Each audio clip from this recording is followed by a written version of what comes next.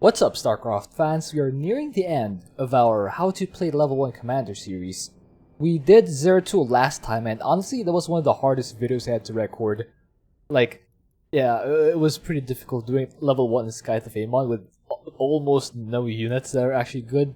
Anyway, we'll do Stetboy this time, and level 1. So, regarding his upgrades, level 2 is probably one of the most important ones, especially if you're going for stuff like Infestors. Like, the level 2 upgrade, the purple zone, is what allows his Infestors to regenerate energy. Of course, you don't really get good Infestors until level 10, but level 2 is pretty critical to what he does, not only because of Infestors, but because of all his units that use energy. Even the Hydralisks, their shooty thing requires that you have the purple zone to recharge. And yeah, that stuff. So level 3 is Satellite Overcharge, also a pretty good upgrade. It allows you to attack faster, get a defensive drone, and fast recharge. Yeah, pretty good upgrade. Level 3, really good upgrade. Zergling and Mecha Bailing upgrade cache. So this one, it's nice if you're going Zerglings and Bailings. Zerglings are pretty good, even without the last upgrade, because the Hardened Shields upgrade is what makes Stetboy's Zerglings, and they're available at level 1. So, level 4, nice if you like Bailings, but it's alright.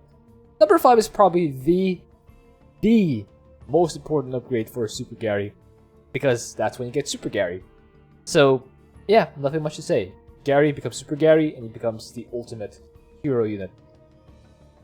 Mecha Lurker, pretty good against trains, ground forces, and swarmy stuff, pretty good to have.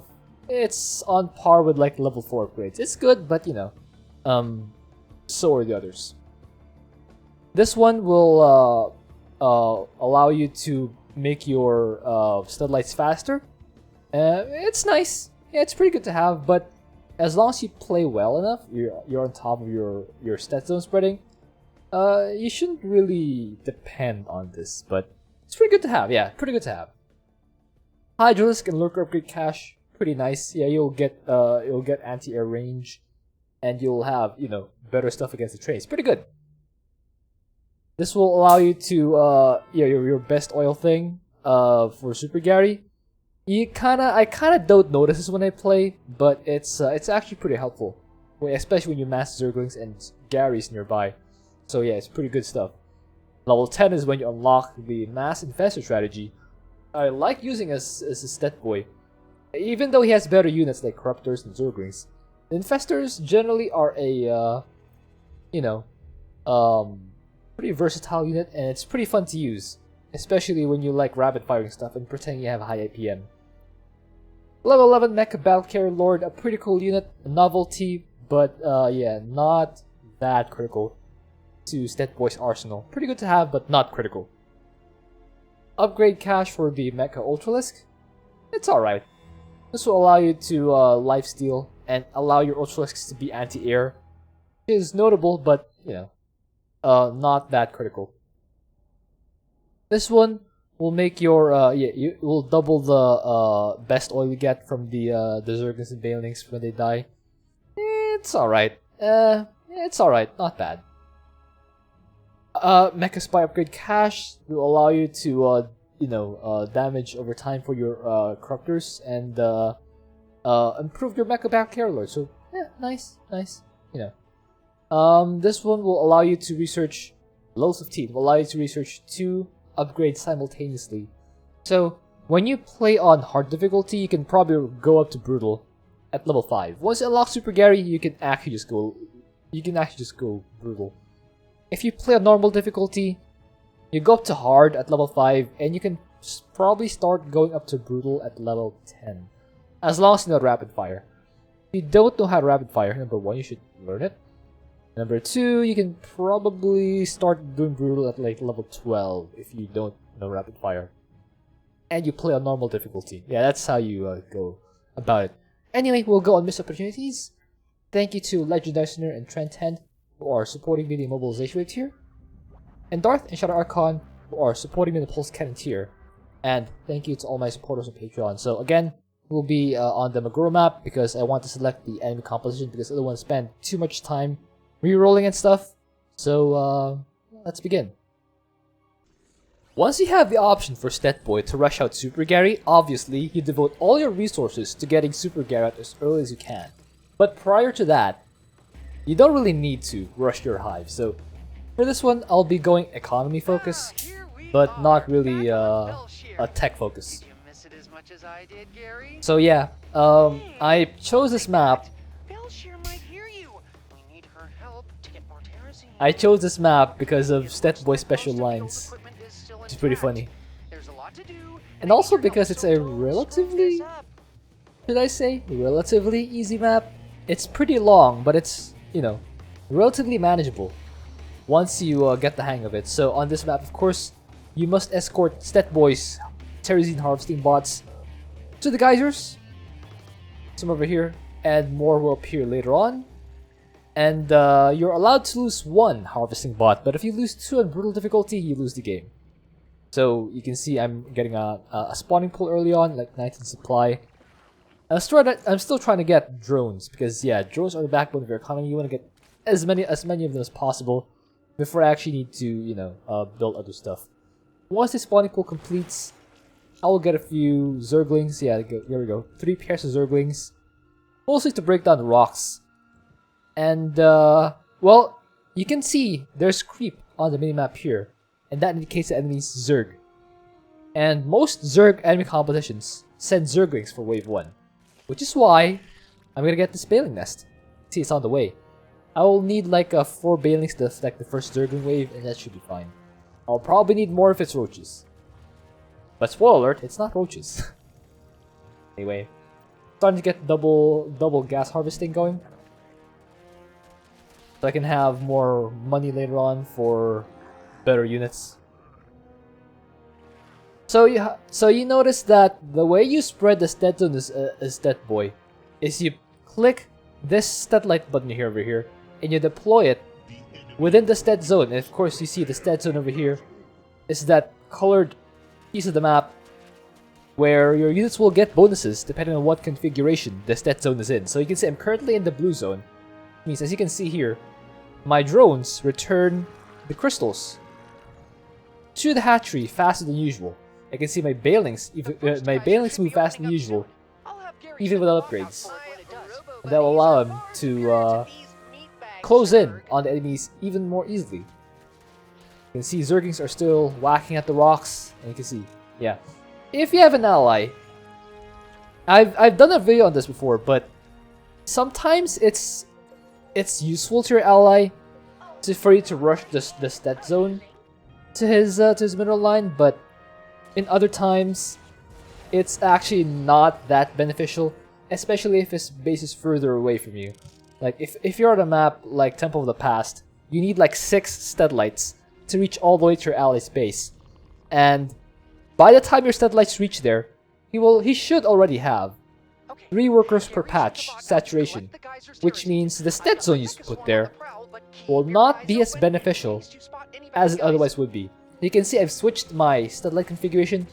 The blue light on the under the stat zone is now green light, which means units receive healing under this configuration. So I switched back to blue, allow Gary to move faster. And you can see Gary's ability, the E-Gorb, is one of the most powerful abilities in the game at clearing out big waves of small units, as you saw clearly happened earlier. Next wave will be at 5:30. See, I'm still saturating this base over here. So waves about to arrive, and yeah. So if you use the E-Gorb outside the stat zone, you'll get 1 blast of the E-Gorb, which deals, you know, a lot of damage, which is basically a psionic orb. But if you deploy the E-Gorb when you are within the stat zone, remember, deploy the E-Gorb within the stat zone to get a triple E-Gorb, which will obviously triple the damage. You can see, yeah, triple the E-Gorbs, it destroys them like it's nobody's business. Here now, I'll put another stat zone or another satellite when I can. You see, I did rush up to lair. Well, not really rush up. I went up to lair. But remember, guys, if you hit level 5 for Stet Boy, you want to rush up to Hive, because you need the Hive to get Super Gary. And once you have Super Gary, you'll get the most powerful hero. And it's pretty hard to lose when you have Super Gary. Anyway. I mean, outside of mutations, that is. Outside of mutations, it's pretty hard to lose when you have Super Gary. It's good news for me. See Gary whacking at these enemies. So an important thing you want to do for missed opportunities is to pre-clear. You can see that after I finished escorting the first bot, I immediately went to this set of geysers, because after the first set, the second set of bots will head to this. So I pre-cleared the enemies here, and you can see I'm even heading toward the third set of bots, which is in the center of the map, going all the way to the far east end. So you want to pre-clear to give yourself the best chance possible to protect the bots as they go to that area. As you can see, I used E-Gorb, but I'm not in the stat zone, so I only had one E-Gorb, a single E-Gorb, and that didn't do quite as much damage as it otherwise would. Gary's still clearing out this map. So that's half of the area now. Okay, making a bunch of Balings. This will be pretty good against Zerglings. I have the Hydralisks making. You can see E-Gorb cleans out the enemy so fast, it's hilarious. They clean out the enemy so fast, it's hilarious. Gary's already up to 154 kills, and this we're not even a quarter of the way through the, maybe we're a third of the way, not even a third of the way through the mission yet. Pretty awesome. See, Balings do a pretty good job against the Zerglings, and Gary will take care of the rest. Of course, these Hydralisks will be much more helpful later on once the Scourge arrive. Okay. Igor will take out all these Zerglings very easily. Yeah, so that you just wanna have your Igor available whenever there's gonna be an attack wave. Then the wave should be spawning soon. And the race is on. Which bot will make it back to me first? Balings don't get jealous, doing a good job. As you can see, yeah, I don't quite have enough Hydralisks to burst down the Scourge before they get Super Gary, or before they get Gary. You can see these Hydralisks, when they're in the stat zone, they do regenerate health, so it's pretty good for them. And they do have this energy thing. Yeah, they have this rocket thing which consumes energy, and unfortunately, the only way to regen that energy is by having the purple zone. And purple zone, as you can see, is not yet available. It's unlocked. It's locked behind like level 3 or something, or level 2. Yeah, level 2. Yeah, it's these missiles are pretty funny. They look pretty funny, to be honest. Anyway, same lessons as from from the Rainer video. Just keep making stuff. Just keep on making stuff. And same lessons as the Kerrigan video. Keep using your hero to get as much usage, to get as much benefit from the hero as possible. You just want to maximize the value of having Gary out. Alright. Gary, what do you think? Should we free it? Boy. You wanna remember, you guys gotta remember that if the enemy Zerg, there will always be 2 swarm hosts here. Do not clear the far right geyser without setting detection against Zerg, because they will have the swarm hosts, swarmy boys. Again, pre-clearing, very important. You want to have as much runway as possible later on in the game. So that Balen did connect, but only one Hydros ended up dying, so that's it's a trade, but you know, could have been worse. You can see I'm getting +2 melee attack, or +2 missile attack rather. Okay, so watch the minimap. You want to have the Igor ready. You fight to clear out the enemies and preserve your forces as much as possible, whereas these Hydralisks are taking care of the air units. We have only a limited amount of time to save the Belshir glider's life. How So the way you're approaching. does impending doom make you feel, Gary? Okay. Fortunately, Igor is on cooldown, so I'm gonna have to be more careful with Gary. Try not to lose him right away. As you can see, I did have the Igor ready when I engaged the Scourge, so that kind of helped me survive a little bit. Still took a few hits, but you know, it's gonna heal under the stat zone. By the way, in case you didn't know, stat voice drones can repair. So in case you need something, you need Gary repair, you can park a few drones under him. Keep him healthy. Okay, so I make a mistake here. I try to pre-clear this area, which is good, but I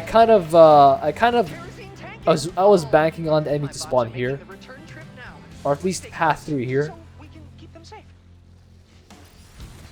and I kind of neglected this one bot. As you will see, I will not quite make it in time, but as I mentioned earlier, you can lose a single bot on this map and you'll still be fine. It's only if you lose 2 bots that the mission will end defeat. You can see, yeah, that's the wave I neglected. Unfortunately, I don't have any Stetson over here because the stud lights got taken out. The good news is that the stud lights do not actually get destroyed unless they get Poopigators. Yeah. So Poopigators can permanently destroy deploy stud lights, but not a lot else can.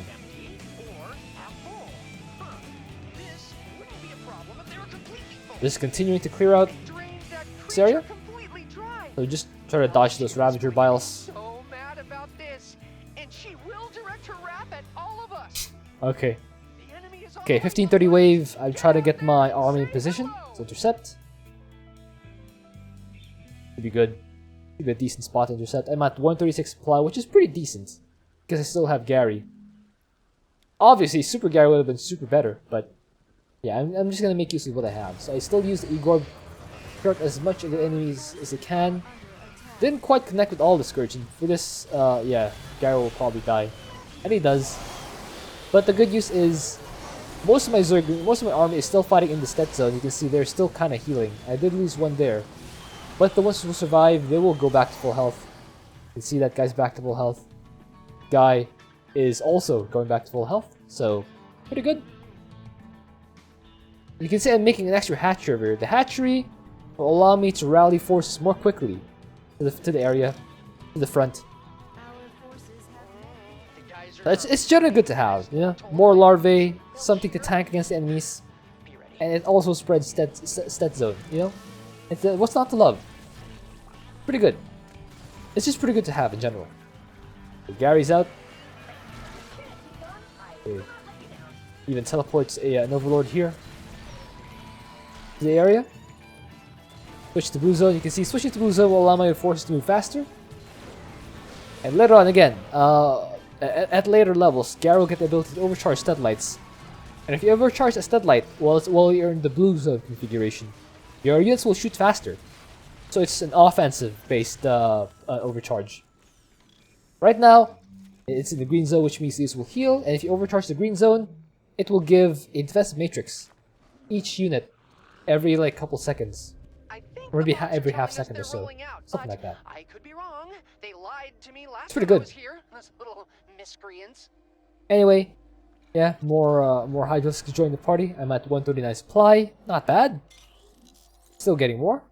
So I'm parking my army over here because the fourth set, as we pre-clear, you saw we pre-cleared the fourth set, which will allow us to not worry about the harvesting bots as they walk to the geysers, but we still have to worry about the attack waves. So there are 4 points where the enemies could run to. They can run from the northwest. They can run from the center north. They can run from the northeast, and they can run in from the far west.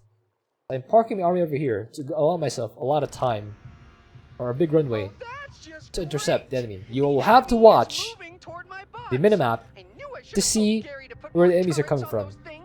It's pretty important to watch the enemies. Okay, my Zergs actually were able to intercept that in time. It's pretty awesome.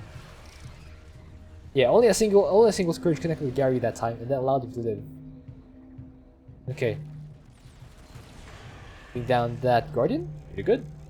Okay, you can see another wave approaching. Alright.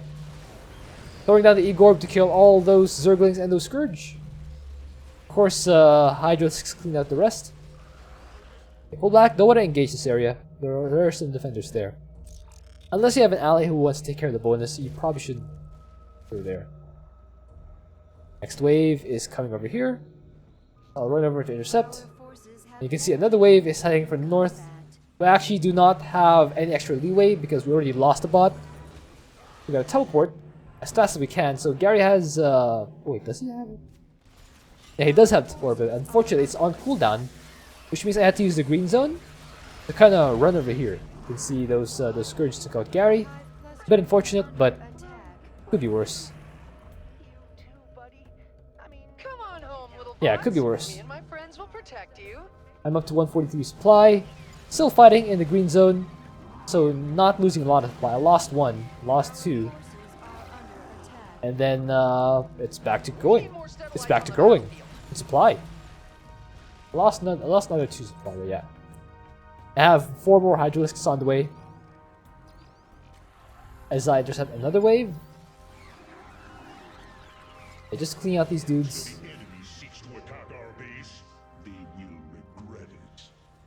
Few more Scourge. So yeah, you just watch the minimap to see where the enemies come from. I guess that could be the lesson for this video. Watch the minimap. Minimap is very important to allow you to intercept multiple attack waves coming from multiple directions. My bots are under attack. See, I chose to intercept this wave first. They will go down. As, by the way, +3 is on the way. Bit slow, but you know, could be worse. Yeah, cleaning out this area. So yeah, again, the same thing as before. You gotta pre-clear to give your bots a longer runway before they get attacked. And you know, just to make sure that the area is safe. If you're playing mutations, for example, pre-clearing in general is a great idea, because some mutators work by spawning units for enemy buildings. So the more enemy buildings you clear out, the easier some mutations will be. But it's a good idea in general to pre-clear. Even after all this time, they can still get the job So you can see I'm engaging while most enemies are still in the green zone. Just keeping them spread. Ultras is pretty strong, but it's attacking into a big concave Hydra, so it won't really do much. Investor goes down. So yeah, I pre-cleared one prong. There'll be another prong over here, so you want to pre-clear that as well. So yeah, you can see this this map is all about pre-clearing. The more pre-clear you have, the easier it will be to hold the later waves.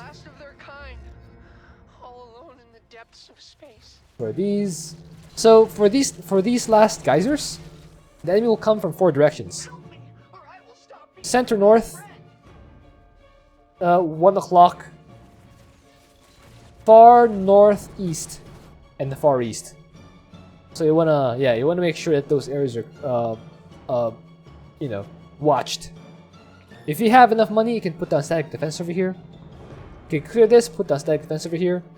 You can clear this back base and put some static defense over here. And yeah, clear this area and put some static defense over here.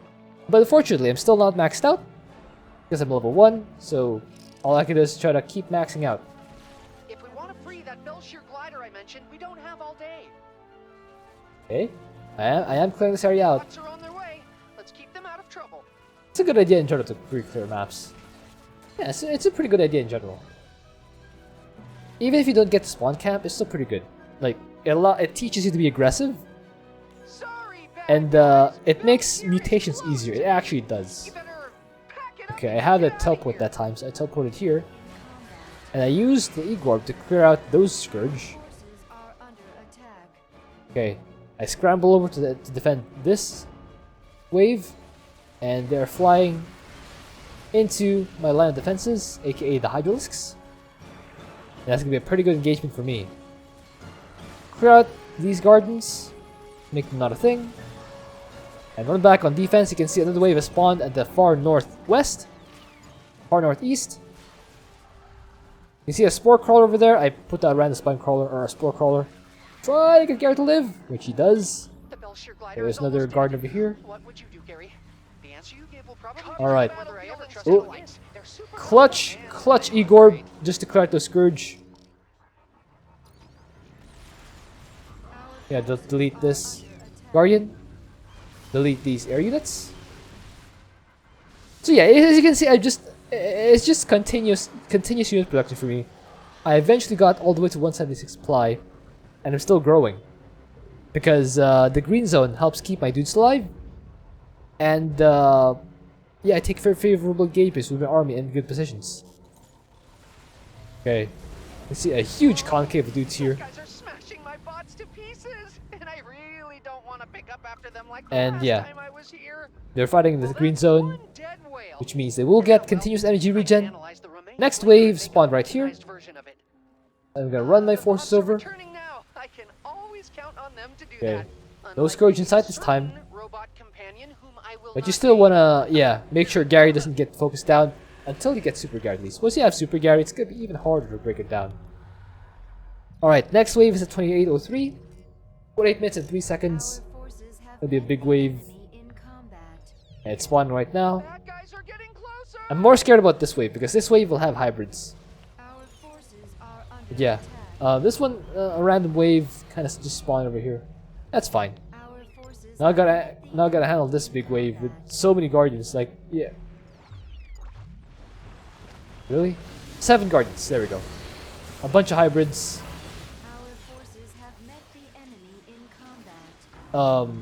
Yeah, a bunch of hybrids. You see more force coming in. Have converged on my bots. I'll get my mecha Yeah, we gotta sword protect the down. bots. So what I'm doing here is now kind of body blocking for this ball. We just to get this bot to safety. And how I chose to do that is by just putting my army between Amon's army and the bots. So we're actually just bodyguarding it. Just literally bodyguarding it.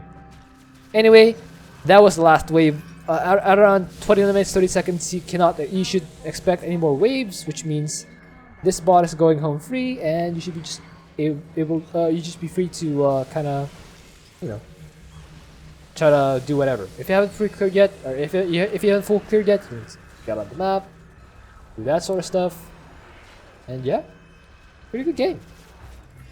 Our foes fought with all their strength, but the will of a purifier is Yes, Phoenix, the will of a purifier. Hope you enjoyed that. Thank you for watching. If you have an idea of what else to do, please leave that in a comment. You can see Hydralisks did a lot of the work, and it makes sense because I've been making Hydralisk upgrades, massing Hydralisk this game, and Gary's mostly just there for the Igor, and he'll get better. Once you have Super Gary, he'll be way better. Yeah? Next week will be the last episode of Level 1 Commanders with Arcturus Mengsk. I will see you guys next time.